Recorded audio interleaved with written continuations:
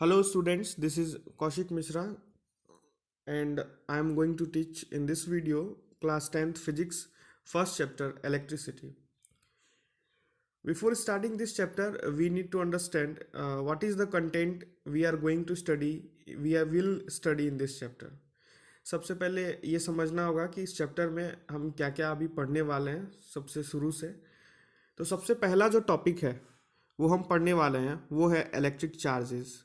Electric charges क्या होता है ये हम पढ़ने वाले हैं। सबसे पहला टॉपिक ऐसा आप देख सकते हैं यहाँ पे,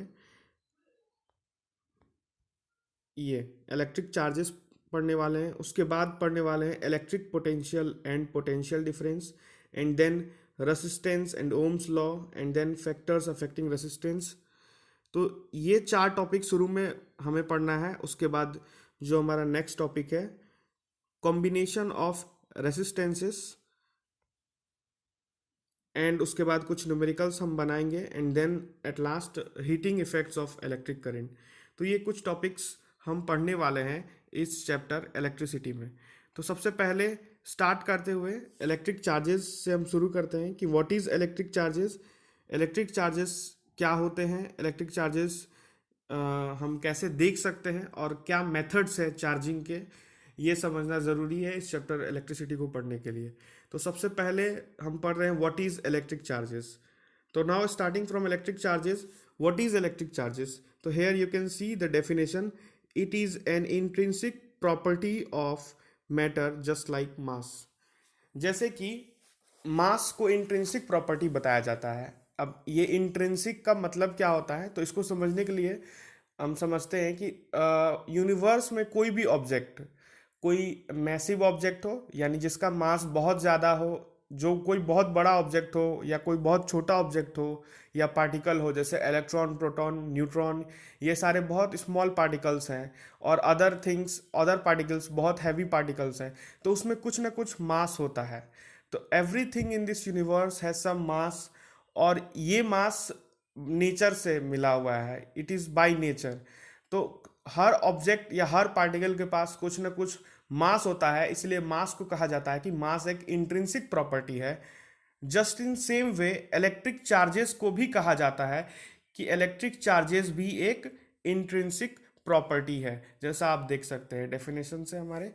और इलेक्ट्रिक चार्जेस का एसआई यूनिट क्या होता है, तो ये एसआई यूनिट यहाँ आप देख सकते हैं, एसआई यूनिट लिखा हुआ कुलम, और इसको डिनोट करते हैं क्यू से। नाउ मूविंग अहेड, इसके बारे में और एक पॉइंट दिया हुआ है, it produces electrical and magnetic effects. यहाँ मैंने अंडरलाइन किया, आप देख सकते हैं, it produces electrical and magnetic effects. अब ये इलेक्ट्रिकल एंड मैग्नेटिक इफेक्ट्स का क्या मतलब है, ये सबसे पहले ये समझेंगे कि इलेक्ट्रिकल इफेक्ट्स का क्या मतलब है, एंड देन समझेंगे कि मैग्नेटिक इफेक्ट्स का क्या मतलब है। तो इलेक्ट्रिकल इफेक्ट्स, जैसे कि हम जानते हैं कि किसी वायर से इलेक्ट्रिसिटी पास होता है। जब किसी भी वायर से इलेक्ट्रिसिटी पास होता है तो इलेक्ट्रॉन्स उसके अपोजिट डायरेक्शन में फ्लो करता है, और इलेक्ट्रॉन्स एक चार्ज है, तो चार्ज के फ्लो करने के कारण इलेक्ट्रिसिटी जनरेट होता है। तो इसको हम कह सकते हैं कि ये एक इलेक्ट्रिकल इफेक्ट है। और जब एक current carrying conductor, current carrying wire, ऐसा वायर जिसमें करंट पास हो रहा हो, जब उसको हम ऐसे नॉर्मली रखे हुए हैं और उसके बगल में एक मैग्नेटिक कंपास को लेके आते हैं, तो उस करंट कैरिंग वायर के द्वारा उसके आसपास एक मैग्नेटिक फील्ड जनरेट होता है, और वो मैग्नेटिक फील्ड मदद करता है उस कंपास नीडल को मूव करने में। तो वो थोड़ा सा डिफ्लेक्शन शो करता है जब हम एक करंट कैरिंग वायर के पास एक कंपास लेके जाते हैं। तो ये था electrical and magnetic effects of electric charges.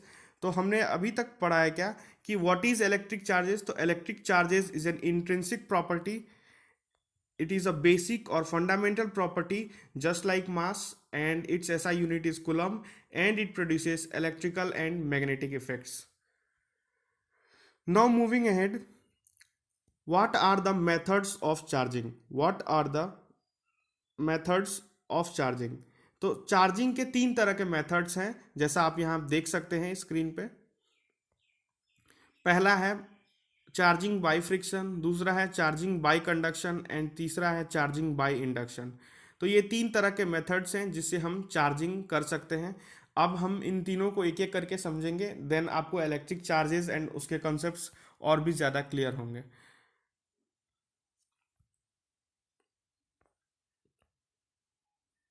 तो अब फर्स्ट मेथड ऑफ चार्जिंग हम पढ़ने वाले हैं, चार्जिंग बाय फ्रिक्शन। फ्रिक्शन के थ्रू कैसे चार्जिंग होता है, तो इसको समझने के लिए यहाँ हम देख सकते हैं, एक second.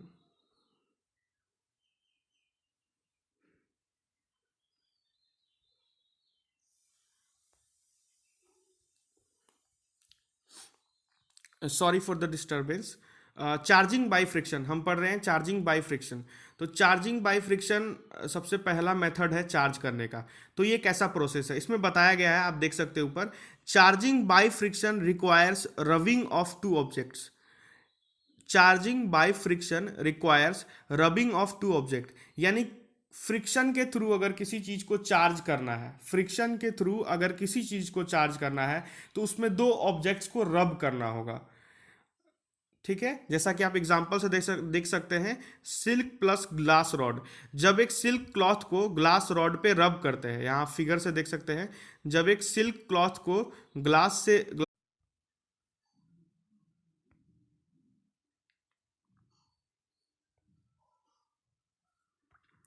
Hello students, last video में हम समझ रहे थे कि चार्जिंग बाय फ्रिक्शन कैसे होता है, यानी method, what are the methods of charging. And जो फर्स्ट मेथड है चार्जिंग बाय फ्रिक्शन, हम उसको समझते हैं। दो ऑब्जेक्ट कब फ्रिक्शन प्रोसेस से चार्ज हो सकते हैं, तो पहला पॉइंट आप देख सकते हैं इसमें, charging by friction requires rubbing of two objects. जब दो ऑब्जेक्ट को हम एक दूसरे के साथ रब करते हैं तो जो चार्ज डेवलप होता है दोनों पर, उस चार्ज को हम कहते हैं चार्जिंग बाय फ्रिक्शन। जब दो ऑब्जेक्ट्स को, ध्यान से सुनिएगा, जब दो ऑब्जेक्ट्स को एक दूसरे के साथ रब करते हैं, रब करने के बाद जो चार्जेस डेवलप होता है उन दोनों ऑब्जेक्ट पे, उस चार्जेस को हम बोलते हैं चार्जिंग बाय फ्रिक्शन। जैसे कि इस यहाँ एग्जाम्पल आप देख सकते हैं, सिल्क प्लस ग्लास रॉड का एक एग्जाम्पल दिया हुआ है। जब एक सिल्क क्लॉथ को, ये एक फिगर में आप देख सकते हैं, सिल्क क्लॉथ और ये ग्लास रॉड, जब एक सिल्क क्लॉथ और ग्लास रॉड को हम रब करते हैं, जब एक ग्लास रॉड पे सिल्क क्लॉथ को रब करते हैं तो ग्लास रॉड पॉजिटिवली चार्ज हो जाता है। इसका मतलब ग्लास रॉड के पास कुछ इलेक्ट्रॉन्स थे जो वो सिल्क क्लॉथ को दे देता है, और वहाँ ग्लास रॉड पे इलेक्ट्रॉन की कमी हो जाती है, और जहाँ पे इलेक्ट्रॉन की कमी हो जाती है वहाँ पे एक पॉजिटिव चार्ज डेवलप हो जाता है। तो ये प्रोसेस था चार्जिंग बाय फ्रिक्शन। और बाय फ्रिक्शन हम कैसे चार्ज कर सकते हैं, तो ये एक प्रोसेस है जिसमें दो ऑब्जेक्ट्स को हम रब करते हैं एंड कुछ चार्जेस डेवलप होते हैं। जो नेक्स्ट पॉइंट है हमारा, magnitude of total charge on both bodies remains same. इसका मतलब है दोनों बॉडीज पे जो मैग्नीट्यूड ऑफ टोटल चार्ज, यानी टोटल चार्ज जो, जैसे कि मान लो कि ग्लास रॉड के पास 5 इलेक्ट्रॉन थे और सिल्क क्लॉथ को रब करने के बाद वो पांचों इलेक्ट्रॉन सिल्क क्लॉथ को दे देता है, तो उस पर 5 पॉजिटिव चार्ज डेवलप होंगे। और अगर हम वो जो 5 पॉजिटिव डेवलप चार्ज हुए हैं रॉड पे, और जो 5 नेगेटिव चार्ज डेवलप होंगे सिल्क क्लॉथ पे, उन दोनों का मैग्नीट्यूड निकालेंगे तो वो ऑलवेज सेम आएगा। इसी प्रोसेस को हम बोलते हैं कंजर्वेशन ऑफ चार्ज। जो नेक्स्ट एग्जांपल आप देख सकते हैं, इबोनाइट रॉड प्लस फर। ये फर का मतलब है एनिमल फर, मतलब जो जानवर का जो हेयर होता है, अगर उससे हम एक इबोनाइट रॉड जो कि वल्केनाइज्ड रबर से बना होता है, इससे जब रब करते हैं तो इबोनाइट रॉड पे नेगेटिव चार्ज डेवलप होते हैं। इसका मतलब है कि एनिमल्स के फर से इलेक्ट्रॉन निकलकर इबोनाइट रॉड पर जा चुके हैं, और इबोनाइट रॉड पे एक्सेस ऑफ इलेक्ट्रॉन होने की वजह से वो नेगेटिवली चार्ज हो गया है। तो this is the process of friction, यानी the method of charging. This is the first process, charging by friction. Now moving ahead, the next method of charging, this is charging by conduction। अब ये conduction कैसा process है और इससे हम कैसे charge कर सकते हैं किसी दो ऑब्जेक्ट्स को, तो इसमें बताया गया, आप पहला पॉइंट देखिए, requires only contact between two objects and no rubbing.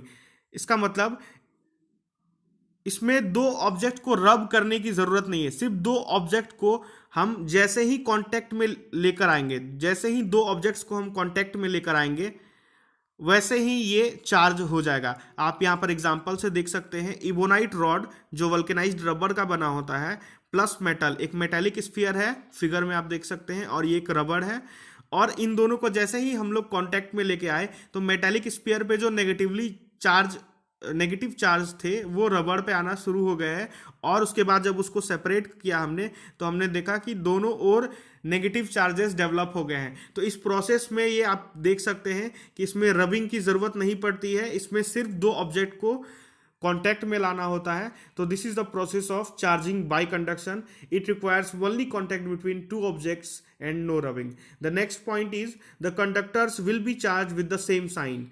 And आप देख सकते हैं ये दोनों सेम साइन से चार्ज है। यहाँ भी मेटेलिक स्फीयर भी नेगेटिवली चार्ज है, और ये वल्केनाइज्ड रबर जिसको हम एबोनाइट रॉड भी बोल सकते हैं ये भी नेगेटिवली चार्ज है। The total charge is distributed between the objects. हाँ, ऐसा आप कह सकते हैं कि दोनों और same amount of charge distribute हो गया है, दोनों में चार्ज डिस्ट्रीब्यूट हो चुका है। Now moving ahead the next method of charging by induction. अब ये कौन सा प्रोसेस है चार्जिंग बाय इंडक्शन, तो इसको समझते हैं हम लोग। इसमें क्या होता है, process by which a charge body can be used to create other charge bodies without touching them और लूजिंग इट्स ओन चार्ज।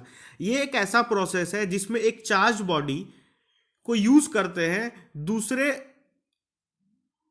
दूसरे बॉडीज को चार्ज करने के लिए बिना टच किए हुए। मतलब इसमें दो बॉडी को बिना टच किए हुए चार्ज कर देते हैं।